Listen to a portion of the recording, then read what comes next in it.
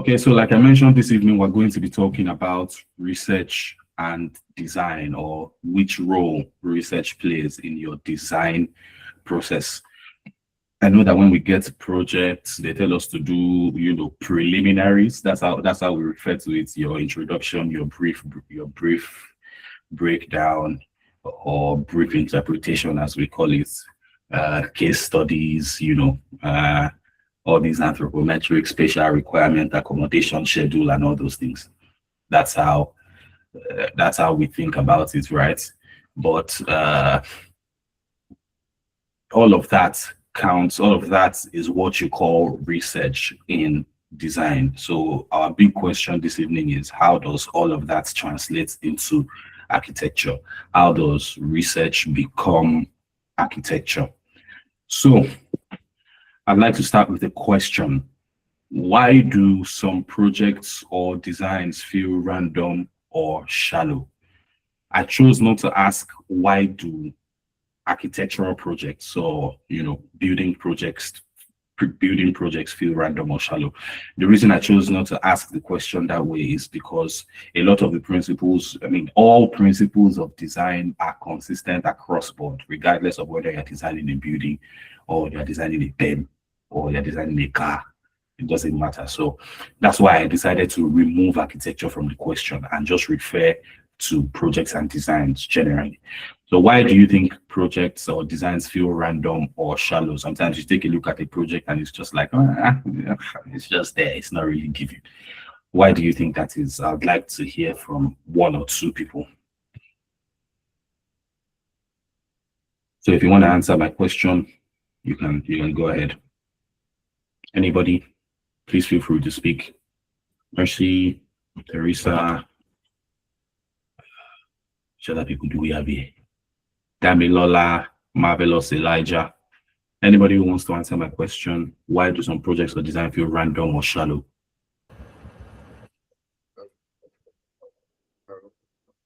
All right, can you hear me? Your volume is very low. I can't hear you well. Can't hear you loudly. Okay. I believe it should be better now. It is not. It's better now. It's better now. It's better now, Abi. Yeah. Okay. So I would say that I'm usually, this is what I've noticed for most projects, or let's say like most designs that kind of feel random. A lot is probably when you actually copy, like when you just do something that is very common, like call it that, right? And yeah, that's one thing that we usually see a lot. I can remember there was a time where the old design language of residential buildings, right? I mean, like the flat roof, different patterns and all, or different materials, cantilevers, yeah, like that generic look. Yeah, I know there was a time it was kind of the thing, like a lot of people wanted their house to look like that. But yeah, I think now it's can still feel generic to a good extent, but yeah, yeah, that's from my side. All right, thank you for that. So just to put it in a simple sentence, people copy stuff, or they just do generic things. So does any other person want to answer the question? Let me just count down from 10 in my head. All right, I assume no other person wants to answer the question. That makes me sad, but we'll move on. So why do some projects or design feel random or shallow? First of all, is a lack of depth in your brief breakdown. A lot of people just look at the brief and they pick out specifically what the brief is asking for. Design a school, design a 5-bedroom duplex, design a community center, full stop. But your brief tells you a lot more than that, and we'll get to that in a second. The second reason is weak research. Your research serves as the foundation for whatever you design. You build on what you get in your research. So if your research doesn't go deep enough, you start to run into problems in your design, and then you start to question, okay, why does this thing just feel incorrect? Like, why does this not feel right? It's because there's something that your design is meant to connect to that it is not connecting to, and that only happens because of weak research. In the unfortunate scenario where you design something that gets built and then the thing fails, or something starts to come up and you're like, oh, why did I not think about this in the beginning? Or why did this not come up in the beginning? It's probably because of weak research. Then the third is surface level analysis. It is possible for you to do your research to find some things that are important, but not consider them as much as you should. That is also a possibility. It is possible for you to notice something, regard it as little, and it turns out to be something big later. So your research might not be weak, your research might actually be deep. You might find out as much as you can, but still not consider things as much as you should. That is also a possibility. And then the fourth reason, of course, the reasons are not limited to this. There could be a host of other reasons, right? But these are the four major ones. And then so the fourth one is no conceptual bridge between what you find in your research and the design decisions that you make. So I would like to use that our entire idea of preliminaries in school as an example of this, where they give you a project, you have a month or two to do the project, you just spend 1 week, you just draw your case study sharp, just draw your brief interpretation sharp, you just draw all of that. And then what now happens is your presentation feels like two different things. It's like there's a bleak wall between your preliminaries and your design. You cannot see the flow or the connection between your preliminaries and in your design. And the way you connect those two things is with your concepts, right? It's with any sheets that you have beginning from spatial requirements to like your site analysis, that to your site plan. Sorry, that's the sweet spot for you to connect your preliminaries to your connect your preliminaries to your design. Of course, if you're in a situation where maybe you work for a firm and you guys don't necessarily do preliminary sheets, you would still do research, but maybe you don't put your case studies into sheets and present it to your clients. So the responsibility is on you then, in your own space, in your own office, to make the intentional decision to connect it, because it will add to the depth of your design. Even if the client does not see the sheets or they don't see the process, they would feel it in the final result. So the research process is not just data collection, it's not just looking for case study, it's not just asking that thing that we do on brief interpretation, sites, clients, projects, project aim, and that is how you prepare yourself to make intelligent design decisions as you go. When you run into problems in the process of your design, you should be able to fall back on your research or to something that you saw in your research that can lead you to a solution. So we'll see how we can get better at that as we go. So these are the four major reasons why projects lack they lack depth, or they feel random or shallow. So what is research in design? Another question. I'm hoping I'll get more answers this time. So anybody who wants to answer, what do you think research is in design? Or what do you think the connection between research and design is? Do you think that they are two separate things, or do you think that they are connected in some way? If you want to answer, Elijah, Praise, Fumbi, James, Kenan is a very cool name. Nehemiah, anybody who wants to answer, what do you think research in design is? What do you think the connection between research and design is? Anybody, feel free to unmute or type it in the chat. However, hello, who am I? Good Whose evening. voice am I hearing? Whose voice am I hearing? Teresa. Okay, hi Teresa. Okay, research is any information you gather concerning a design brief that you use for the design. Any information, any data, even past work, any information you gather that will guide your design. Nice, I like that. Any other definition? If you can't speak, you can type it in the chat box as well. Okay, hello everyone. Hello, Elijah. Okay. In my own understanding, research can be like ideas and concepts which you collate for a design, basically to improve the state of the design, improve the understanding of the design. Mm, Thank you. thank you very much. I'll take one more person.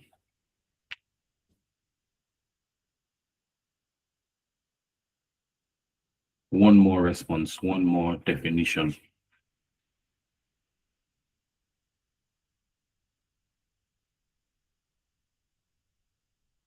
Anybody who wants to give me a definition?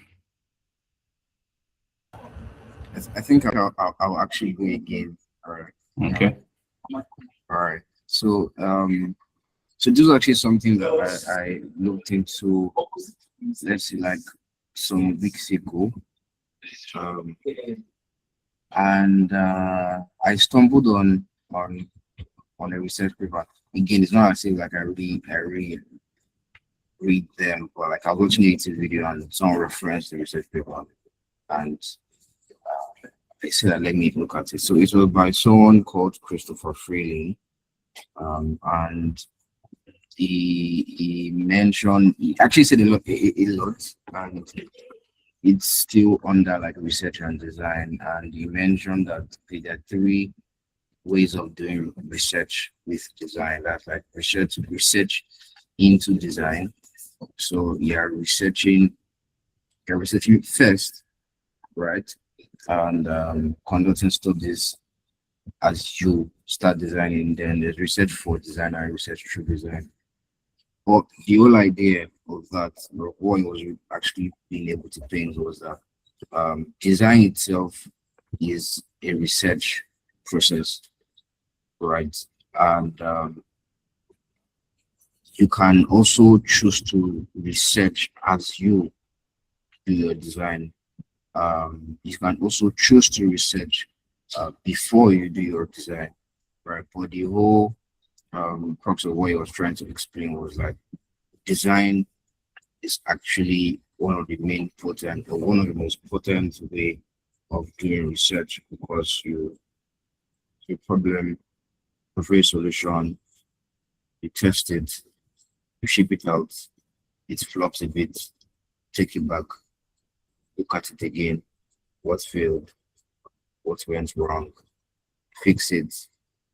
Yeah. So he was really just saying. So I think I would just say that research is actually um, design. Sorry, design is actually a very potent role of research. Mm.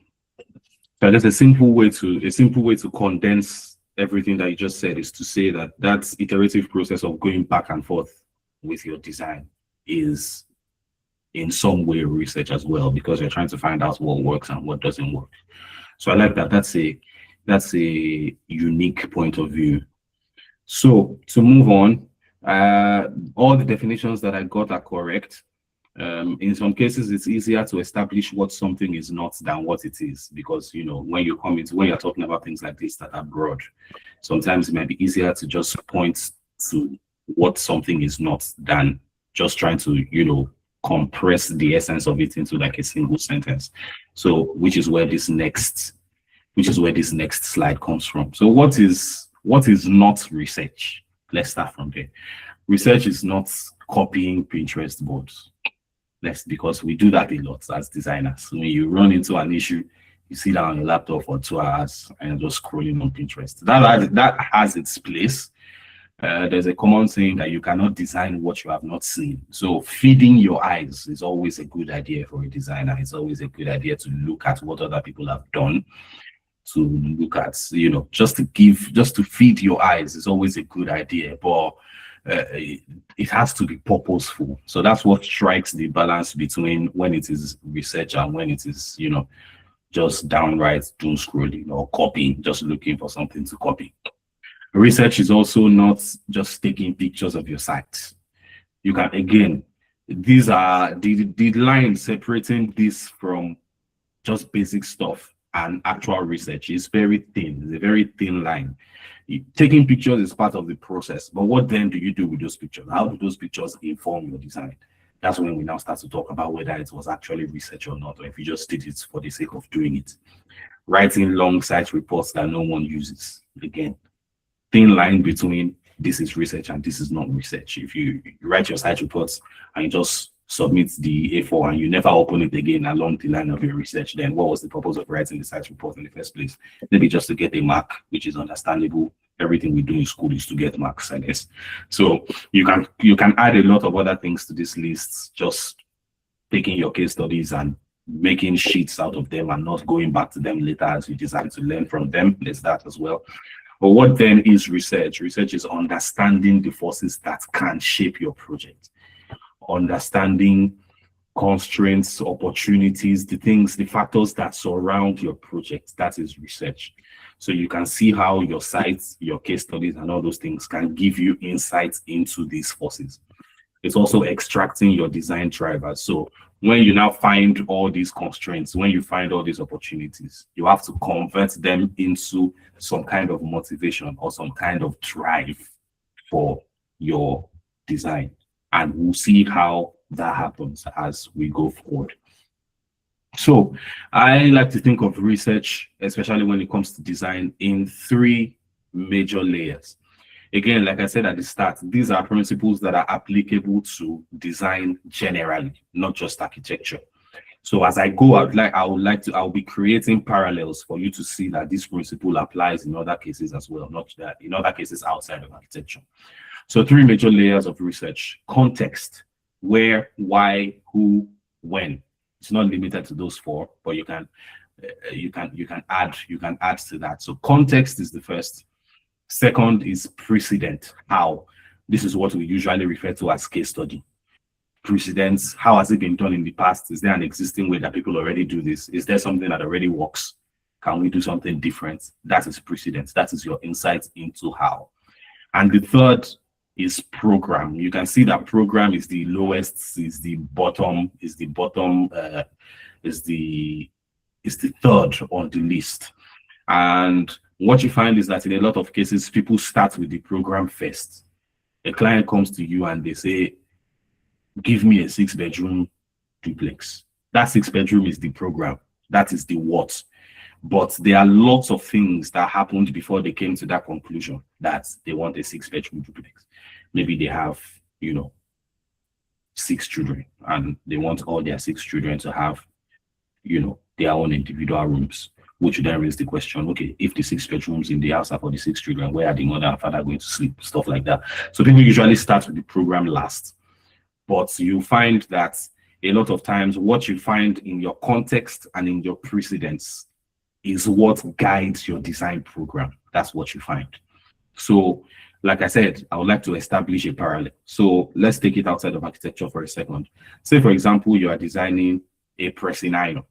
That's just a random example. The context in that case would be what kind of people are going to be using the iron. Is this supposed to be professional grade iron for, dry cleaners and tailors?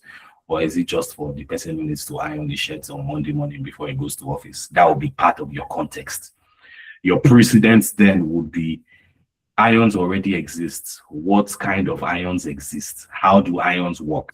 How do professional grade irons differ from your normal everyday use iron? That will be your precedent. Then is now when you get to your program, you now start to discuss how big should the iron be? How much capacity, like electric capacity, does it need? Stuff like that. So you can see how the program comes last after you have defined context and precedent. So that's just an example to, strike a parallel to see how these layers apply in architecture, but also outside architecture and to design generally. So everything in your research begins with your brief, your design brief. I know that there's the tendency for you to just read the brief, extract what you want from it and move on. But everything in design begins with a brief.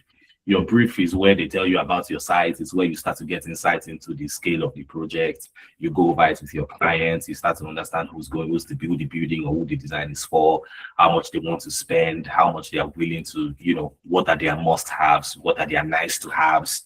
timeline and purpose. It all begins with your brief, but the brief is not the totality of everything that you need for design. Your brief is just a starting point for your design. And I like to think about a brief breakdown in three ways, in three major ways. And those three ways are, first of all, what is obvious. The second is what is implied. And the third is what is your addition or your response. So an example of something that will be obvious in your brief. Again, I keep going back to this 6-bedroom duplex. In case you're wondering, I'm not actually designing a 6-bedroom duplex at the moment. It's just a random example that came to my mind. So what is obvious? Your client comes and says, I want a 6-bedroom. That's obvious, like 6-bedroom, a house, simple, obvious. Now, what is implied? These are things that you maybe have to dig a little bit deeper into the brief to understand. So I'll give you an example. Let's say the client now comes and says, I want a modern, sustainable 6-bedroom duplex. What is obvious there is that they want a house. That's obvious. What is implied there is now, the aspects of sustainability that you need to add. So the client has told you that they want a sustainable building. That implies, for example, that you are not going to have as much hardscape on the site as you would for your regular building. That is implied. That is not directly stated, but it is implied in the brief. And you only get that as you dig further into the brief. Then the third layer then is what is your addition? What is your response to that? So that's when you now start to think of, okay, what are the questions that you now start to ask? I say here that your brief opens the door to more questions that you answer as you progress through your research and your design. If you do this properly, if you break down your brief properly, what you should get from your brief is a bunch of questions that you need to answer. Your client has said, I want a sustainable 6-bedroom duplex. You now start to ask, okay, in this context, what would sustainable mean? Because sustainability can differ. It can be subjective. What you consider as sustainable in the temperate region might not be sustainable in the tropical region. Those are the kind of questions that you now need to start asking. You now say, what features do I need to add, or what features can I do away with to answer some of these questions? So those are the questions that you start to ask when you get your brief. Your brief is not just for you to say, okay, they want a house and they want to build it in Ifako-Ijaiye. If you don't know Ifako-Ijaiye, I'm sorry. So it's not just for you to just pick something and just, put the brief in ChatGPT and say, what does the client want? That example is very specific, because that example can actually help you out a lot with your research, but let's just put that by the side for now. So this is a simple framework for you to look at your brief. What is obvious? What does this brief clearly state? What is implied? What are some deeper things that begin to reveal themselves as you go over the more obvious things? What are the underlying or the underlying parts of the brief? And then what is your addition? What is your response? What are some questions that I can ask that I need to answer with this design? So that's a very simple framework for you to look at your brief. And again, like I said, your research all starts with your brief. When you start to ask the questions, that's when you start to dig deep. So up next, we now go to context. Remember, I showed you the 3 layers of design: context, precedent, program. The reason all of this starts with your brief is because if you think about it deeply, your brief has some element of each of these things. Your brief, for example, is going to give you some context. They are probably going to give you a survey plan and tell you, okay, the site is in Ifako-Ijaiye. They are going to tell you that, oh, we're a family of 7. They are going to tell you, we're Yoruba people, we like to hang out on Sundays. That it gives you a little bit of insight into these things, right? That's why I say it all starts with your brief. Then it also gives you a little bit of insight into how you can approach your precedents as well.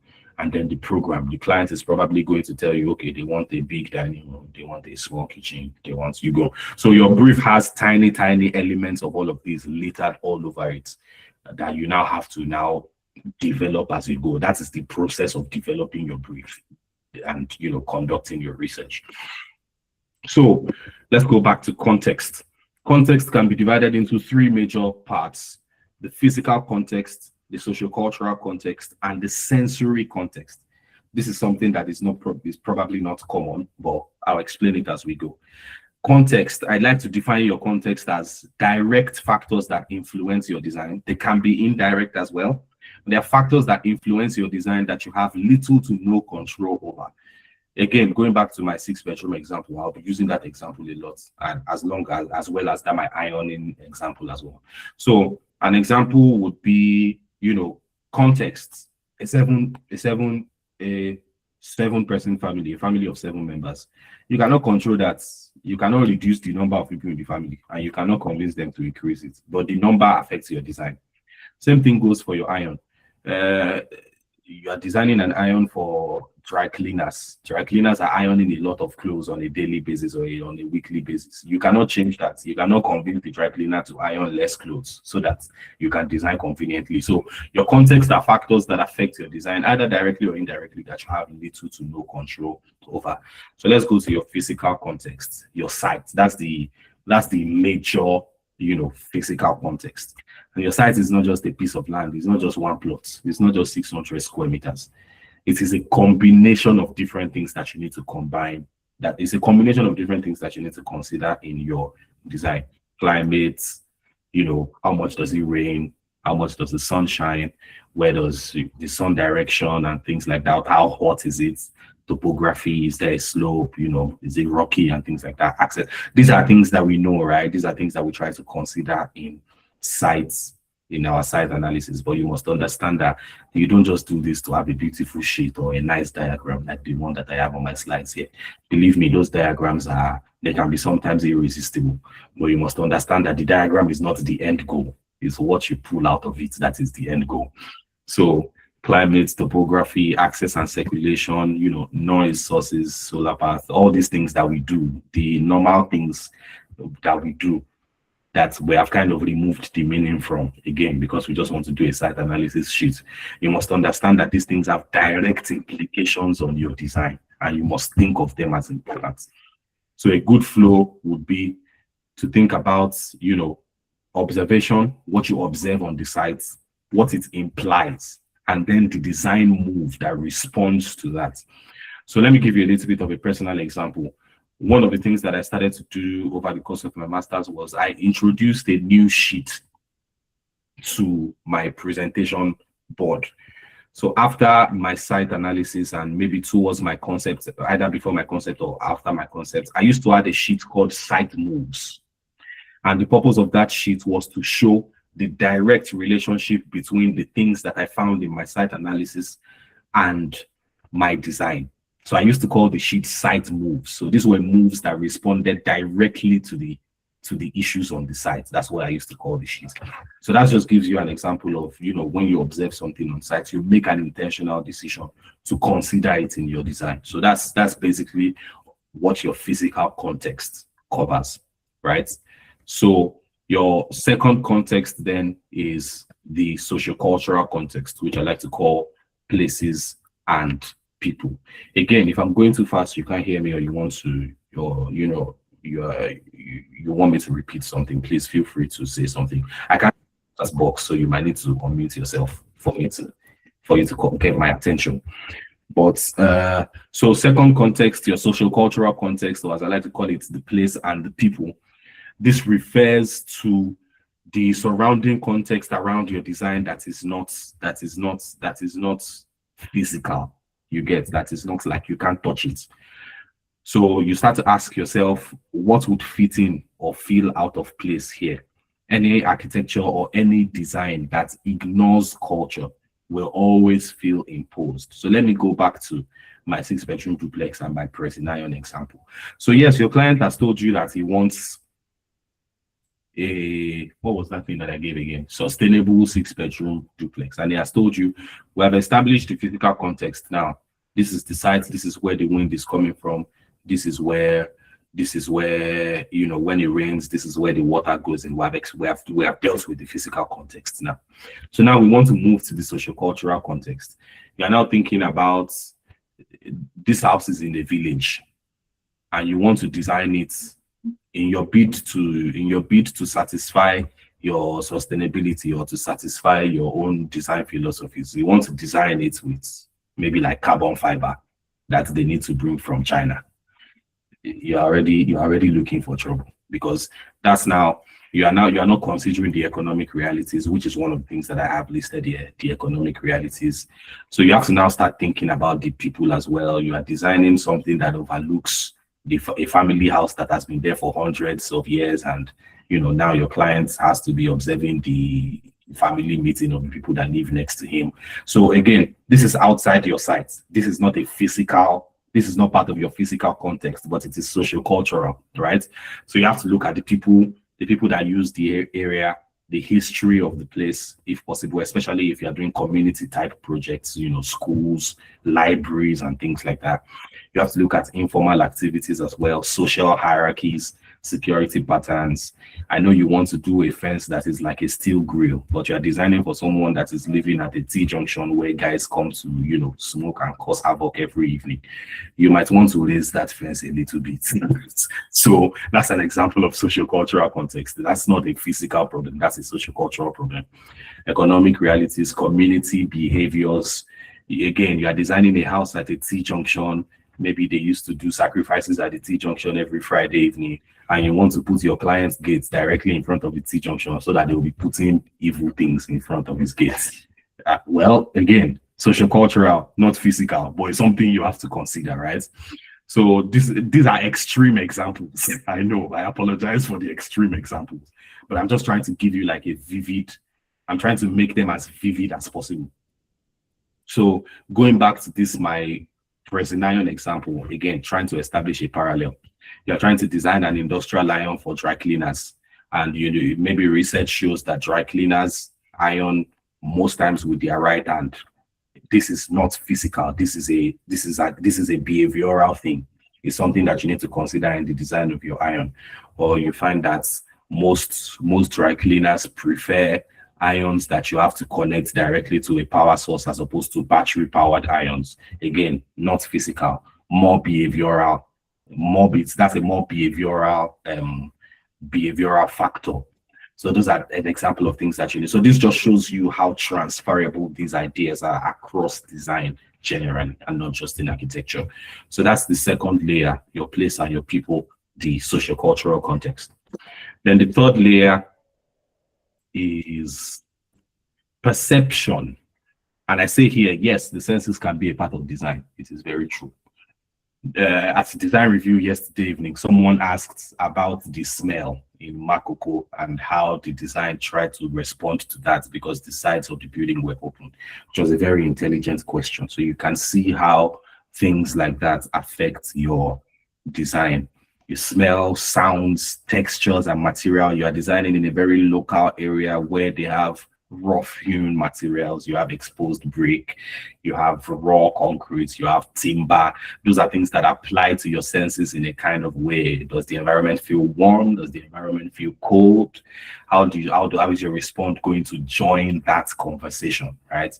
So those are some of the things that you consider when it comes to your sensory context. Remember, that's what I called it, the sensory context. Is the place exposed? Do you want your building to add to that, or do you have to shield your building from that exposure? Is it somewhere that is sacred where you have to consider the fact that by putting something here, you're probably going to affect something that they've been doing? So all of these are under perception, right? You can probably put some of these interchangeably between social cultural and perception or sensory context, but I find that it's always a good idea to kind of separate the two. So all of these are things that you now transfer into your design as you think about your design. And remember the first question that we asked: why do designs feel shallow, right? So when you start to think about things like this, you realize automatically your design just starts to have more depth. When they now start to ask you what your concept is, it is easy for you to explain it, and everybody you tell it to will be nodding, and they'll be like, yes, this guy, they cook. This woman, they cook, you get. So that's how you get to that point, by starting with this much information, right? So a quick conversion practice that you can use: observation, meaning, and design response. What did I observe? What does this observation imply? And how is my design going to respond to it? That's a simple way, a simple framework that you can use to go from observation to decision. Remember what we said earlier. The key here is to connect the data that you find in your research to tangible design, and this is how you do it. You observe something, you notice something, you found out something. What does that thing mean? What does it imply? And then you convert. So you are starting to have a conversation with your data, and your design is your response to the things that you find, right? So it's just a simple framework for you to use to convert what you find in your research to, to design decisions. So our next part is precedence. Remember, we mentioned context, which is why, where, who, when, and then we mentioned precedence, which is how. And I like to think of precedence as standing on the shoulder of giants. People say there's an African proverb, what an old man or an adult man can see sitting on the floor. If a child climbs a tree, the child cannot see it. So in this case, the old man is all the architects that have gone before you, all the people that have designed 6-bedroom duplex, or all the companies that already make irons. That is the old man, and you are the one standing on the tree now, and you want to learn from them, right? So that's what your precedents are for. Your precedents are a way to learn from others. They are not just a bunch of pictures that you put together to show your lecturer. So if you are not a student here, I apologize. A lot of my vocabulary is student coded. I apologize for that, but I hope that you can see how this applies. This applies as well. So, few questions to ask with your precedents. What was the context? It's not enough that the project is fine. Does it have any relevance to your project? That's always a good question to ask. What constraints shaped it, and how did the design respond to that? So there are instances where you find a precedent that was not specifically in the exact same context as yours, but you can learn from the way that it responded to its own problems. So let me try to give an example. Let's say 2 days ago, or I don't know why I even said 2 days ago. Like, let's say you observe two people having a conversation or an argument or a disagreement. And maybe let's say they are disagreeing over Ghana jollof or Nigerian jollof. And you notice that somebody in that conversation, rather than trying to have reasonable conversation, was just focused on insulting the other party. Then you, in this case, so that conversation that you observed is a precedent. Now, today, you're trying to have a conversation with someone, and let's say your own argument today is about Apple versus Android, iOS versus Android, right? What those people were talking about yesterday was jollof rice and Ghana jollof and Nigerian jollof. That's a totally different context. But you can learn from the responses. You can learn from that precedent. You can learn from the fact that, okay, this person chose to be disrespectful, and therefore their conversation did not lead to a meaningful conclusion. I can choose to do different. That is an example of you learning from a precedent that is not specifically in your context, but you learn from the way the design responded to its own problems. That's an example. But of course, it's always a good idea for you to find precedents that are related to your context as well. It's always very nice. So at this point, I'd like to give you a very personal example. For my master's, I designed a shipping container shopping mall in Lagos. And of course, when you are designing your case studies, when you're choosing your case studies, they expect you to choose buildings that are similar to yours, which then posed a problem, because how many shipping container shopping malls do we have in Nigeria? So I decided to do my case studies, my precedents, in 3 categories. Yes, I had 3 categories of case studies. Yes, I do too much like that. You can't beat me. So my first category of case studies were simply shipping container buildings in Lagos, Nigeria, because that's what I could find. I could not find shipping container shopping mall in Lagos. So I just chose shipping container buildings in Lagos, full stop. So you can say that responds to my context. It responds to, let's say, like the physical context, because they use shipping containers in Lagos. But maybe it does not respond to the program because the buildings were not shopping malls, right? So the precedents are incomplete in that regard, but there was still something to learn from how they used containers in the context of Lagos. So that was the first category. The second category was shopping malls in Lagos, full stop. They don't have to be shipping container shopping malls, but those precedents gave me an idea of how to approach the program, which is the third layer of research, your program, what you are designing specifically. So they didn't use containers, yes, but I could learn from maybe how they arrange the shops, how they design the user experience. So again, it's incomplete in that it does not respond to my entire design problem, but there is something that I can learn from it. Then the third category was shipping container shopping malls outside of Nigeria because they were more common outside of Nigeria. So that one responds specifically to the issue of the materials and to the program, but it does not respond to the context. But what happens when you put those three categories together is that you now have a bunch of information that you can connect, you can plug and play to solve your problem in different ways. So that's just a personal example on how you can use your precedents. So what does this mean? It now means that you can have different types of precedents. You can have precedents for material sake only. Your client tells you to design a 5-bedroom duplex built from brick. One of your precedents can be a hospital built from brick. They might ask you, what does a hospital have to do with the house? It does not have anything to do with the house, but they designed it with bricks in the same village. I can learn how they use the bricks and convert some of that knowledge or translate some of that knowledge into my own design. So you can have material precedents, you can have spatial precedents that are purely based on having the same spaces that your design asks for. You can have, location precedents. Let's say for example, you are going to design a hospital in a village, for example. The village does not have any hospitals, but the village has a lot of big houses. You can choose to understand how those big houses, how they chose to build those big houses. It has nothing to do with your hospital, but it has the context in common. You are designing in a hilly place. You are trying to design again, hospital in a hilly place, but most of the buildings that are there are houses. You can learn how the houses interact with the terrain and transfer some of that information, some of that knowledge to the design of your own hospital. So you can have precedents for different things. The most important part is that you need to be able to connect some relevance to your project. It has to be relevant to your project in some way. You can have precedents for aesthetics. You can have precedents for mood. You can have precedents for different things. The most important part of your precedents is that you learn something from them that is relevant to your design. That is the most important part of your precedents. Then the third part now is, the third layer there is program, but I chose to go in the direction of concepts. Program generally is basically what you are designing. You can now see how all of these things can now result in, you now knowing, maybe, for example, you have a precedence. Let me go back to my previous example. I realized that from looking at shopping malls in Lagos, for example, I realized that there was a need for lobbies that have, shops on both sides to encourage people to walk around the shopping mall.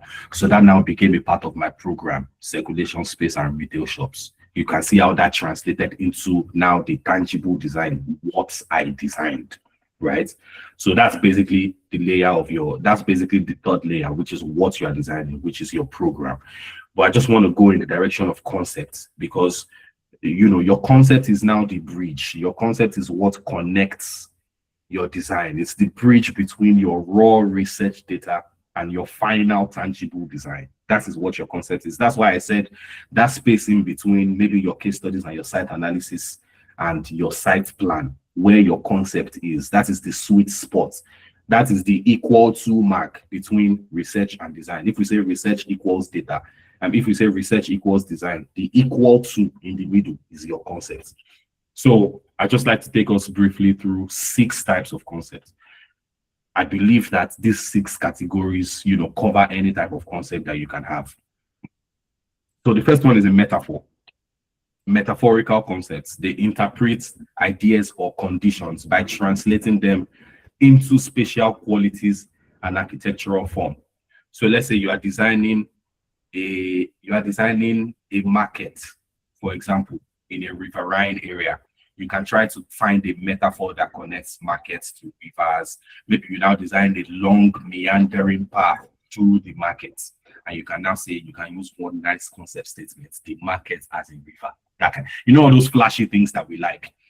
This is how you add depth to it so that when they pull your big words away, there's still depth. That is how you connect it with your concept. So I hope you understand that example. Then the second is analogy or symbolism, analogical or symbolical concepts.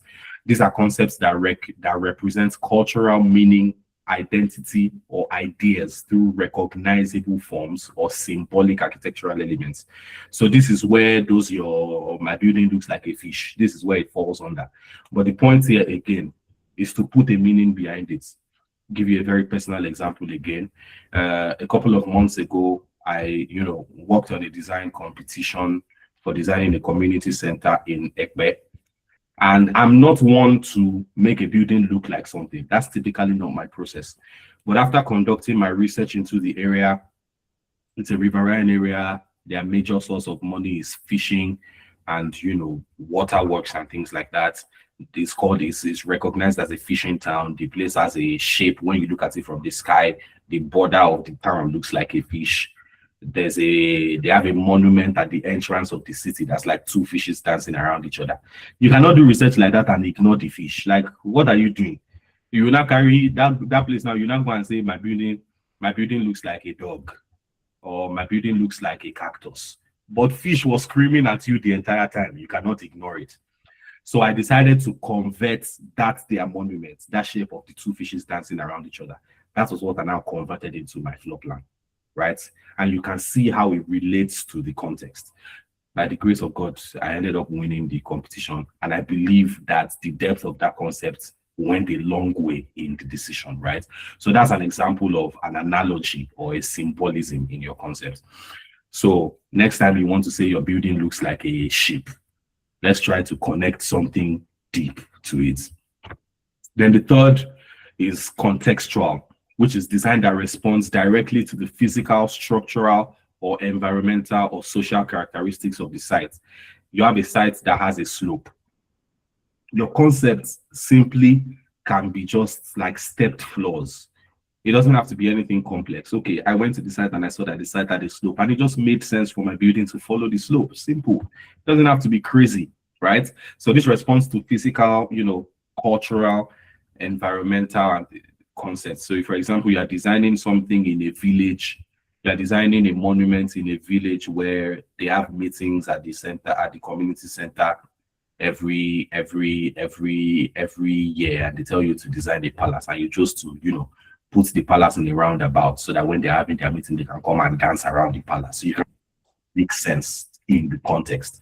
So when your design responds to the physical, cultural, or environmental or social characteristics of the sites. Someone is asking on the group if this is recorded. Duro said no. I saw his name here a while ago. I don't know, maybe he left. Anyhow, so you can see how it responds to the context. So that's just an idea, just some ideas for you to think about when you're making your next concept.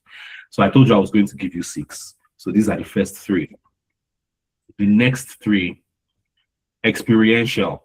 So this is a concept, for example, where you focus on shaping the sensory and emotional experience of the users. Interior designers probably like this a lot. So for example, in this case, you cannot now say that my building looks like this. For those of you who like to do that, I'm sorry. I have a personal bias against that, but my own is just add a little bit of depth to it. That's my issue with it. So experiential, you're trying to design their experience or their emotional journey through what you design: space, light, movements, the atmosphere, and things like that. That's another way that you can, form your concept. So let's say you are designing a church in a village that's that is predominantly Christian. They have a lot of Christian beliefs and things like that. You can design a space that invokes a sense of awe and things like that. So this is more experiential, right? Then there's programmatic. Programmatic is driven by relationships, hierarchy, functional organization of the building's required spaces. Let's say, for example, you are designing a military camp that is regimented. They wake up by this time, they go to the parade ground. From the parade ground, they go to the canteen. From the canteen, they go back to the parade ground. You can use a programmatic concept that follows that routine of behavior, something like that. So that's what it means for your concept to be programmatic. So for those of us that like to do concept diagrams, I started with a box. I divided the box into 2. One of the boxes is public, the other box is private. That is a programmatic concept. Then the last is geometric or spatial. This one is based on organizing your form and your space through clear geometric rules, grids, proportions, or spatial systems. You are designing an institutional building and you want the building to feel very, very grand. You design something that is symmetrical. The same number of windows on the left is the same number of windows on the right. There's a structural grid and things like that. That is geometric and spatial. So any kind of approach that you take fall under any of these 6. And of course, you can combine. It is possible for something to be programmatic and experiential at the same time. It is possible for something to be geometric and symbolic at the same time, right? So you can combine as well as you go. So that's just, so this is where you now start to, so you plug your research into any of these, and then the output that you get is, your final design, your architecture. So I hope this is, explanatory enough.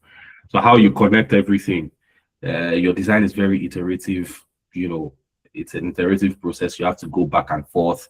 So you are designing something, you now run into a problem. You go back to your research, you go back to your precedents. For example, when I was working on my thesis, when I came to the part where I wanted to start designing my shops, it became imperative for me to look at how the shops would be joined.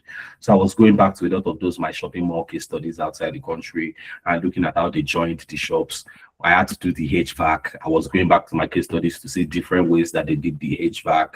I had to do insulation. I was going back to my Nigerian case studies to see how they did insulation in those container buildings, specifically in Nigeria. So you just go back and forth like that.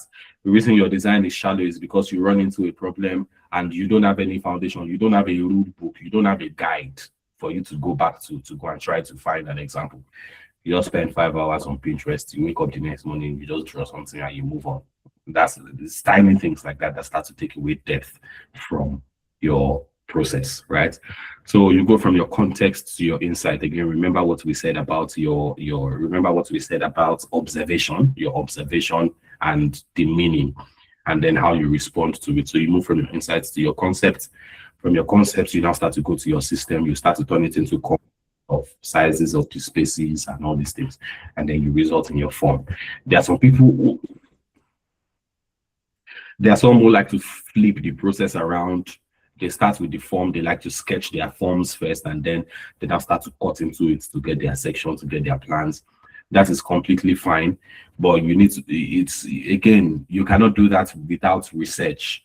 You don't know what the people in the place are like. You don't know the size of the sites. You don't know whether the site has a slopey terrain. You don't know anything, and you just draw a form.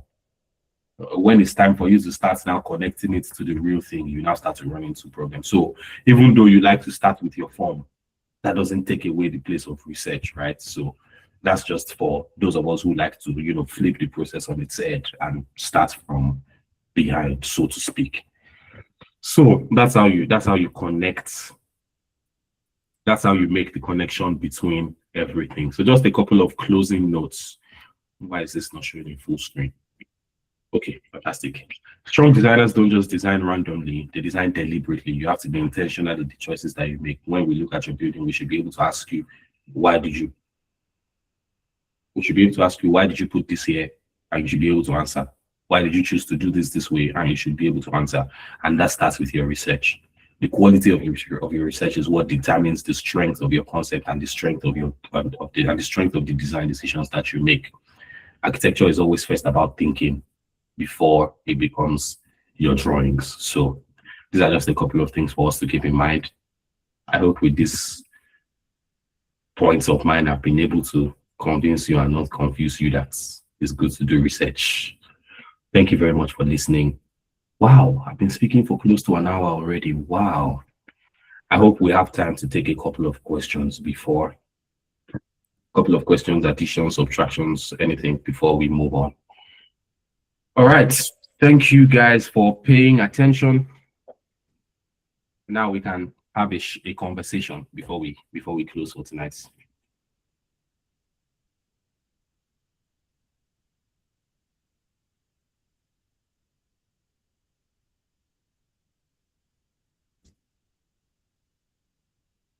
The floor is open. If you have a question, if you have an addition, if there's something you don't understand, if there's something you disagree with, anything, the floor is open. Anything goes. We can have a conversation. Kenneth prays. Nenrot. That's a very interesting name. Please, if I pronounce this wrong, I'm very sorry. I'm very fascinated by unique names. I can see Sesugh. Please pronounce your name for me. If you don't have a question, please just unmute yourself and pronounce your name. Sesu, I don't know. Please just pronounce your name for me, please.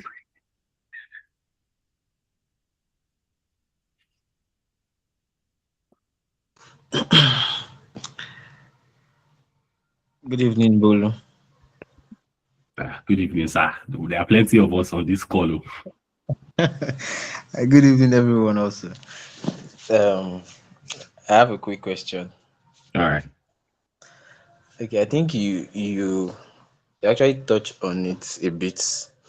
I actually had a question before you started. Okay, so in OEU or in my school, they have this habit of giving us how will I put it now? Like a mixed use prototype, like them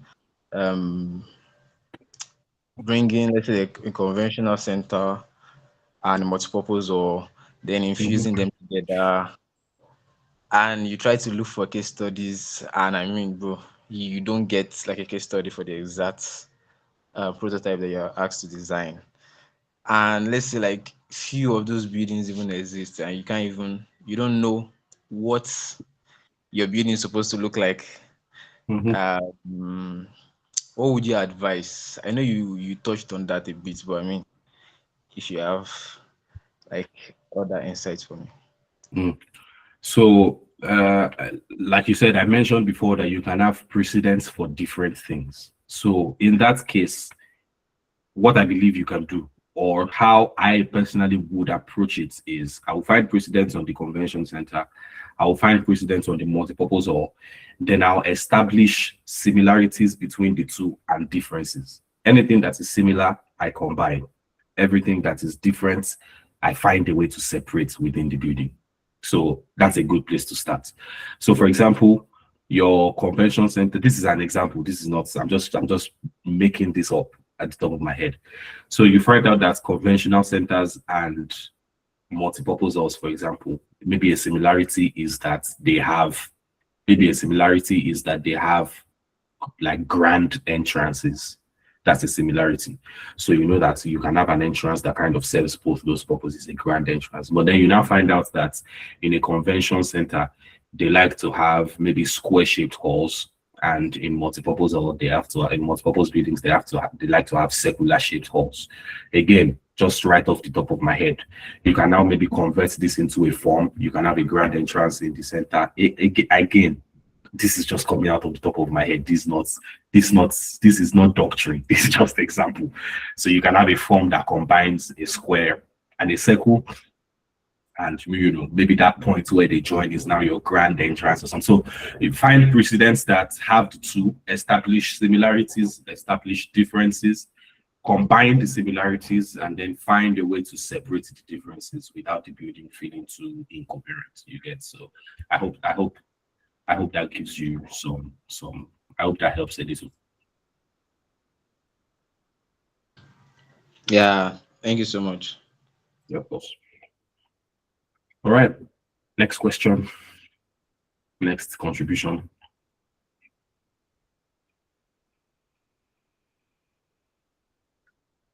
Okay, sorry, good evening, everybody. Good evening, sir. Good evening. Sorry, I'm just joining. I Okay. I actually just saw the link and I thought to join. And I thought the session will still be on, though I'm an hour late. But I'm kind of interested in the whole thing. So I don't know if I know you're done. I don't know if you could just summarize what was basically taught today, so that at All right, least no I'll problem. Yes, sir. Yeah, Thank before I you. do that, please, can you pronounce your name for me? The way you pronounce it is correct. Oh, really? Okay. Nice. Yes, I you pat did. myself on the back. Yeah. So I mean, just to offer you some comfort, the session is recorded and it will be uploaded so you can watch it back Okay, whenever all you're right. convenient. But All right. just to give you a brief summary, we just went over how you can connect research to design. We looked at different layers of design, your context, different layers of research into the context, where, why, who, and when. We looked at precedents, finding previous work and translating some of what they did in previous work into your own design without directly copying. We also went over program, how you can combine those two things to now end up with exactly what you design. We established how the brief is like the starting points for you to start asking the questions that you need for your research. And then we broke down each of those layers of research into their different parts, explained how the kind of information that they are supposed to extract and how you can connect that to tangible design using, different kinds of concepts. So like I said, it's recorded so you can listen back to it whenever you want to get like the in-depth breakdown of everything that we spoke about. So yeah, thank you, Nenot. Thank you very much, sir. I You're really welcome. appreciate it. And Yeah. I wanted to ask also, is it a monthly same webinar or it's once? Like how is it usually done? We do this every week. We have design reviews every Saturday evening. So there was a design review yesterday evening. We have Sunday classes every day. And we have a monthly seminar as well. So there's a seminar that we do per month, but classes like this are every Sunday. So you can plug into any of them that you like.